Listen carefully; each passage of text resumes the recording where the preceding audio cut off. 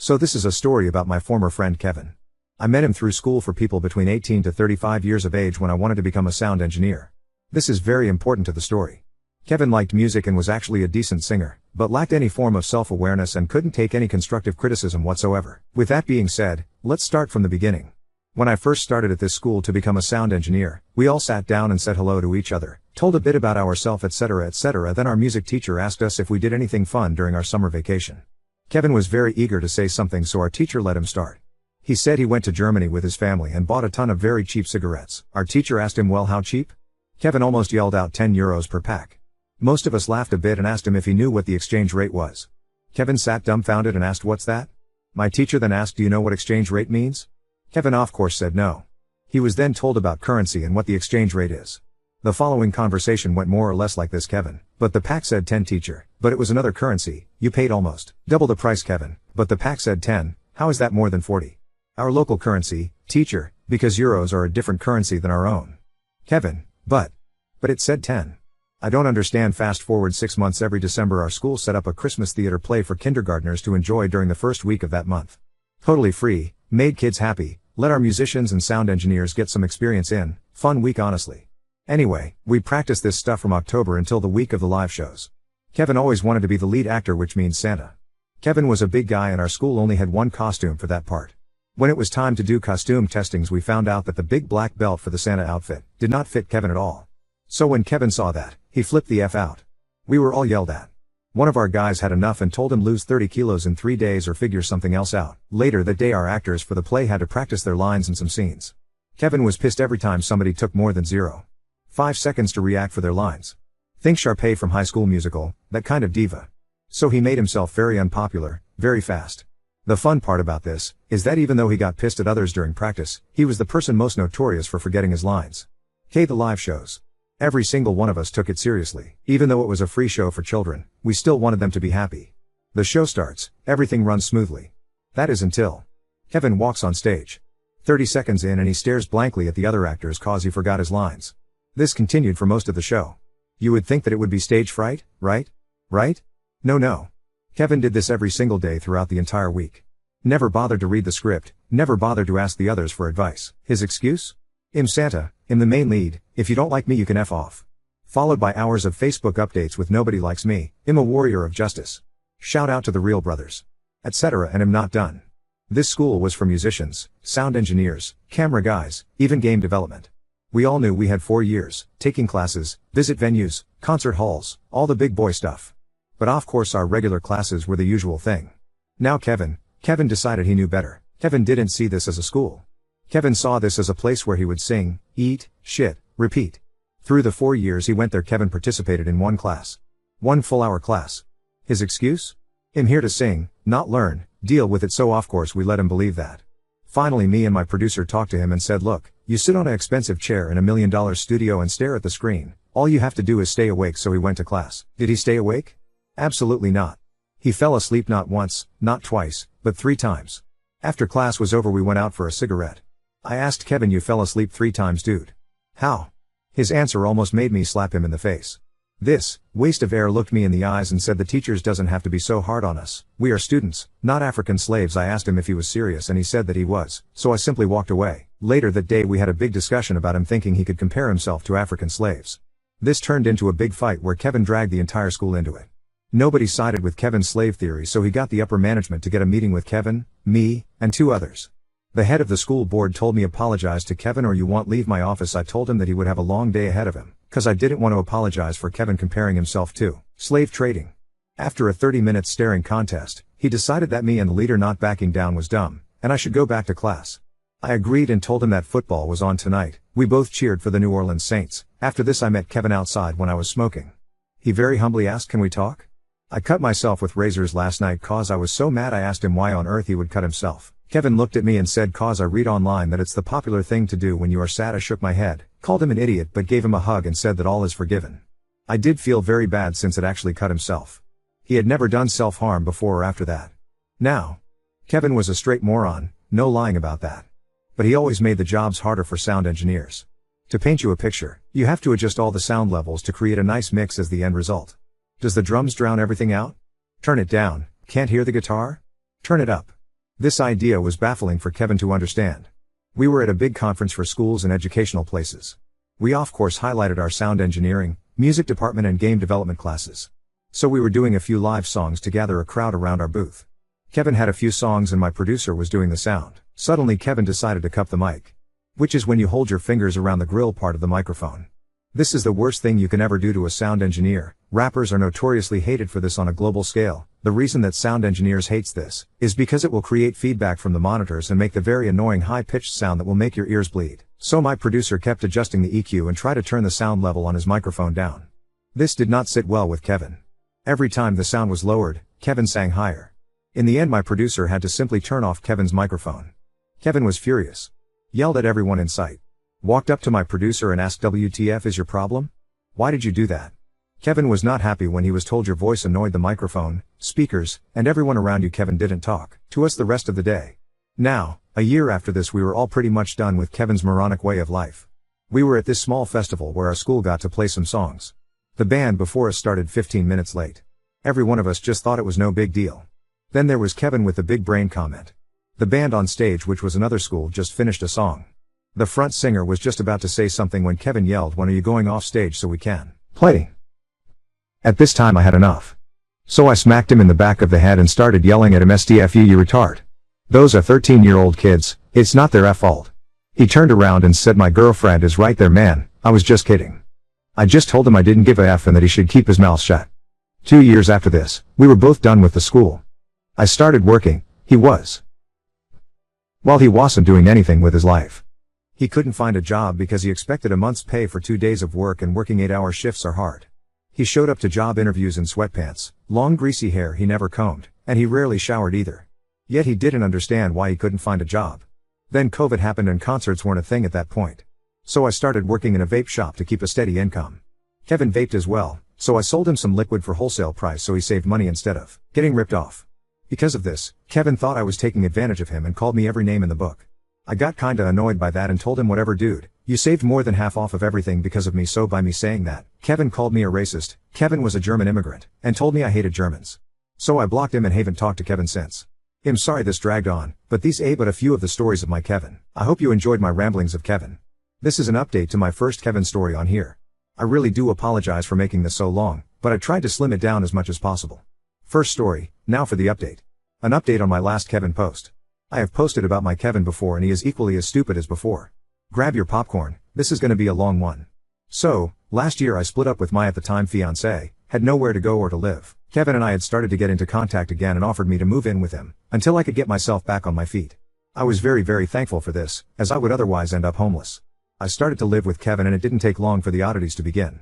Whenever I would buy myself snacks from the local supermarket, I would find the wrappings laying on the kitchen counter with him denying to ever touch my stuff. I told him he could take it since he let me live with him, but at least let me know so I could buy more if needed. Yet he kept denying it. Through Kevin I met my current girlfriend. She started basically living with us. Something we all enjoyed fully. One night, my girlfriend decided to have a girls' night out with one of her girlfriends and get a few drinks. Meanwhile I was staying at home with Kevin playing some video games. My girlfriend then asked me if we wanted to join them for some beers. We OFC said yes to this and started getting ready. When I came out of the shower, Kevin was in his bedroom to find some clothes. I could hear a female moaning from his bedroom and thought to myself, that's odd, and opened the door to ask what was going on. While he was finding clothes, he decided to watch porn on his phone. I asked him, what's going on? He jumped up from the bed, trying to stop the video, and said nothing was going on. I started laughing hard and said, bro, watching porn is normal, but maybe try and hide it better next time anyway. I was getting my expensive perfume and getting all nice, cause I wanted to make a good impression, since this was the first time meeting a friend of my girlfriend. I told Kevin that first impressions matter. Kevin is an odd one and decided to grab 5 different deodorants and put them on all at once. I looked at him baffled and said, that's not how you do that, to which Kevin replied, yes, because the more you put on, the better you smell, to which I replied, dude, you put on 5 different fucking scents, it's not gonna work how you think it is. Before we left, Kevin got a phone call from a mutual friend of ours. Kevin started talking about how he was gonna get so much sex tonight cause there was gonna be a girl there. I had to politely tell him, yeah, don't count on it, to which he got upset. Kevin is a big guy, out of touch with any manners, hygiene or social awareness. Finally we show up to the bar, I introduce myself and decide to buy the next round. Meanwhile Kevin is trying to slide across the floor to follow me, knocking over chairs and generally seems way too hyped up. I told him to behave and calm down and to stop knocking shit over. We get back to the table and my girlfriend, her friend and me starts to talk about any and everything. Kevin sat quietly and got more and more annoyed as the night went on. He had only said 2 things to this woman the entire night and didn't understand why he wasn't making any progress in regards to getting with my girlfriend's friend. After some hours the girl decided to go home, so me, Kevin and my girlfriend decided to head back to our place as well. When we got home, he complained about how he didn't understand why she wasn't in love with him or wanted to come home with us. I tried telling him that 1, he didn't talk to her all night and just sat and stared at her all night while looking annoyed, and 2, she had a boyfriend. He would have known that if he listened to anything being said. Fast forward to movie night. Me, my girlfriend and Kevin was watching a movie called The Meg. Spoiler alert, it's about a prehistoric huge shark. While we were watching it, Kevin said I bet it's CGI and not an actual megalodon. I responded given how they've been dead for a few million years, I think you're right. It never crossed his mind that an extinct animal was made via CGI. This wasn't the only movie or series that Kevin couldn't understand. In general, he didn't understand that CGI is a huge part of movies today. We were watching Fast X and a scene where somebody is jumping from one car to the other. Kevin said I bet it's camera tricks. No way would they do that in real life. I again had to explain how it's CGI and the cars in the scene is standing still in real life. Everything else is made in post-production. They aren't actually risking lives by doing that. He looked at me baffled and said, are you sure? And I responded, yes dude, I'm sure, to which I was asked, how do you know? And my final reply was because they aren't risking people's lives in cars moving 120 miles an hour, making people jump out of one window through the other, while the cars are spinning around. It's common fucking logic whenever he sees movies. He thinks that what he sees is what they are actually doing, scene for scene. Except for someone getting killed, he gets why nobody wants to get killed in real life. A little while later, he was accused of raping somebody, which I know for a fact wasn't true. The police told him to come to the station to ask some questions, check his phone, etc. etc. While the police was going through his phone, he was held up in a holding cell. When they released him, he came home and said that he experienced police brutality. His human rights were stripped from him. I asked him what had happened and he said they took my rights away, held me in a cell, took my phone and wouldn't let me leave. My response was, okay, I get why that sucks, but that basic police procedure. They have to see what you say, how you react, check your phone for any evidence. That's not police brutality. Kevin then got angry and said, but I'm innocent. I then said, right, but how could they possibly know that without checking up on it? They need to find any form of clue or evidence to see what's true and what's not. Kevin then said, but they should know that I am innocent. I then get annoyed at him and growled and said, how the hell are they supposed to just know that? They have to look at and find evidence before they can reach a conclusion. That not police brutality at all. But they should know I'm innocent. Was the only thing he kept repeating after that. He was cleared of the charges luckily, but we knew he didn't do it. To this day he still thinks what the police did was illegal. Anyway. A while after that, my girlfriend and me moved into our own apartment. After a while, Kevin kept starting to ask us for money. Kevin had a habit of blowing his entire paycheck in 4 days and had to rely on everybody else. How, you may ask? He met a girl through TikTok and fell in love with her, and I mean really fell in love with her. She made it clear to him that she wasn't interested, but he still thought he had a chance. He put his flirting skills to work and started buying her gifts on TikTok. Those gifts are sort of animations that shows up for a few seconds and then, that's it I guess. I don't know. I don't use TikTok. He spent several $100s if not above $1,000 on these weird animations for her, cause he thought that would make her fall in love with him. He spent all his money traveling half the country to see her, then he didn't have any money to return either, so he was begging everybody for money so he could go home. He finally broke contact with her after 6 months and an insane amount of money spent. He also fell in love with someone else. My girlfriend had another friend, she introduced Kevin to said girl. Let's call this girl Emma. Emma and him started talking, and Emma thought it was a simple friendship, but Kevin fell in love after an hour. The day after Kevin started talking to her, me and Kevin were playing video games together. He kept being distracted by the phone and we kept losing because he couldn't stop looking at their conversation on Messenger. It got so bad that right after he sent her a message, he kept whispering respond, respond, respond, respond over and over again. Let me make it perfectly clear. Kevin had just sent the message, she literally didn't get half a second to respond, let alone read his message. She quickly got tired of him and she said she just wanted some alone time and wouldn't be on her phone for the rest of the day. This didn't sit well with Kevin. The following messages read like this: Kevin, do you want to talk tonight then? Emma, but it already is tonight? Kevin, yes, but then we could say we just talked until a specific time? Emma, I just want some alone time. Kevin didn't understand what he did wrong. He still doesn't to this day. Kevin has been single for years and the slightest form of contact with a woman, he takes as flirting. I got way more to tell about Kevin, but this has already gotten too long. I apologize for the long read. Now on to second story. Called out my sister-in-law's lies at my Christmas party, and now my brother's marriage is hanging by a thread. I, 26F, hosted a big Christmas party at my house last weekend, and what was supposed to be a fun evening spent celebrating as a family turned into a bit of a shit show, all because of my sister-in-law Hannah, 31F. Now, for some context, my wife Jess, 28F, and I got married this past September. We wanted to keep the wedding small and intimate, so the decision was made that the wedding would essentially be child-free, with an exception for my half-sister, 16F, since she's an older kid and I had asked her to be one of my bridesmaids. Back when my brother Alex, 30M, and his wife Hannah had RSVP'd for the wedding, I made sure to call and remind them that, sadly, their baby couldn't come with them because it's child-free. I also want to mention here that I had told them about this back when we went to visit my brother and his family in the summer. Anyway, while on the phone, they said they hadn't forgotten and they had already planned for Hannah's mom to babysit. However, when the day of the wedding came, Alex and Hannah showed up with, you guessed it, my then 8-month-old nephew. I'll be honest and admit that I'm kind of a pushover, and I didn't want to make a scene on my wife and I's special day, so I regrettably let it go. We got about 2 minutes into the ceremony before extremely loud screaming and crying from my nephew began. The worst part was that they tried to ignore it at first, for about another 2 minutes, before Hannah finally excused herself and him. Unfortunately, she couldn't go into another room because we were on a beach. At first she just tried to walk further down the beach, but the crying could still be heard loud and clear, so she eventually walked back to their car and later decided that her and my nephew would go home and not stay for the reception, and only my brother Alex would stay. Fast forward to the Christmas party. Everything was perfect until Alex, Hannah, and nephew show up, after she had reached out a month prior to tell me they wouldn't be coming at all and would be spending time with her family. I was annoyed and decided to pull them aside when I went to greet them and asked why they didn't tell me they were coming, because I honestly didn't make enough food to feed 2 more people for dinner, not to mention I had nothing for their son. Alex gave me a confused look and asked why I thought they weren't coming, and when I told him the reason why, all hell broke loose.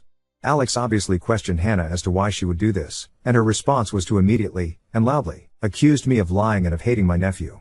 Obviously this got the attention of the room and everyone stopped and turned to look at us like something out of a movie. He then asked why she would think I hate their son, especially considering I agreed to change the policy to allow him to come to the wedding. Which, as you already know, I did not do.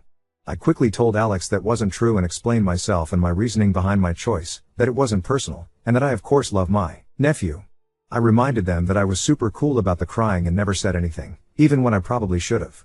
Jess started to walk over to us from the kitchen, most likely to try and defuse the situation, bless her heart, all while Hannah doubled down and tried to make it seem like I was lying, so I lost it and said, well, if I'm a liar who hates your kid, then I guess you should probably get the fuck out of my house. Jess stopped dead in her tracks and the silence that came after was eerie. Hannah then started crying, and quickly left with my nephew and slammed the front door behind her. My brother turned and gave me a sad look before following behind her. It didn't take long before I started to feel embarrassed that I let things escalate like that. Jess comforted me after they left and we ended the party early because I don't even know how to properly process what just happened. Later, my brother texted me, saying he didn't know who to believe. Apparently, Hannah is adamant that I allowed her to bring their son to the wedding last minute because I felt bad for trying to control what she gets to do with her baby. She's also saying I made the Christmas party thing up as well, claiming I've always had a vendetta against her and want to make her look bad. Alex says he just needs time and that he's heartbroken and worried that Hannah isn't who he thought she was. Other family members have been texting me, saying they're on my side, but I do kind of feel like an asshole for how I handled everything at the party. I know Hannah is trying to drag my name through the mud, but I feel guilty for making her cry, intentionally trying to publicly humiliate her, and for ruining the vibe of my own party. So, Ida for causing a rift in my brother's marriage by calling out my sister-in-law for lying in front of everyone at my Christmas party? If he stays with her, moving forward make sure everything related to events and planning is in writing, through your brother only, or on a group chat. And don't accept phone calls from her. It's nice that you feel compassionate toward your sil, especially for your brother's sake. But you didn't create this problem and if you didn't call her out on her lies and manipulation, she would just do it more.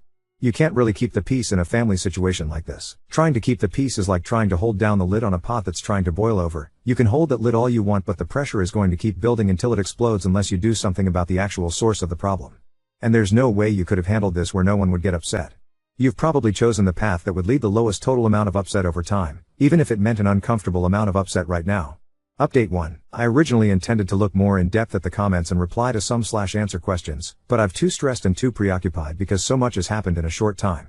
I now have a lot of new information to share that has changed everything. My brother is now going to be staying with my wife and I for the time being. We decided this when he unexpectedly arrived late last night, and we had a long talk where I learned the full scope of everything that had happened with Hannah, after the party up until now. He said that after taking some time and space away from her, he asked her to have a sit-down talk. He explained to me that during this time he realized she was 100% lying and I was 100% telling the truth, but still wanted to try and give her a chance to fully explain why she would act the way she did, why she would lie, and how she could justify treating him and I this way. Hannah tried to deflect and gaslight him when first confronted, but when he made it clear he wasn't having it, she snapped. And admitted to him that she's always disliked me, and the main reason why is because she's uncomfortable with my lifestyle. She went on to say that Jess makes her the most uncomfortable due to her appearance and what she wears. My wife is extremely masculine presenting, and that she's just so sick and tired of pretending none of this upsets her. There was more, but Alex said that was all he was going to tell me. All of that was of course her reasoning for lying to my brother by telling him that I allowed the baby to attend the wedding last minute, and that she had secretly hoped her baby would fuss or cry and ruin part of the ceremony, which obviously happened. She explained that she wanted to do something similar for the Christmas party in order to make me look unhinged and like I didn't want them there, making the wedding incident seem like a completely different situation to the family, one where she is the martyr and I the aggressor. I always knew she didn't like me, but fuck, I didn't realize she was so homophobic that the mere fact Jess and I exist at all is detrimental to her. I decided that I'll never tell my wife the details Alex told me, but I'm honestly glad I know all of this now. I'll never feel guilty for calling out shitty behavior from people ever again. Alex assured me that he was extremely disgusted with her and what she said, and had absolutely no idea she felt this way at all. But, he then told me he wasn't actually done telling me everything she confessed. Here's where shit really hits the fan. Hannah, after going on her homophobic rant, started to get antsy and pace around the room, leaving my brother just sitting there, devastated and confused. After a few minutes of said pacing, she continued to confess to my brother, now explaining that not only is she having an affair, she is also 100% certain he's not the biological father of their child they've been raising together these past 11 months.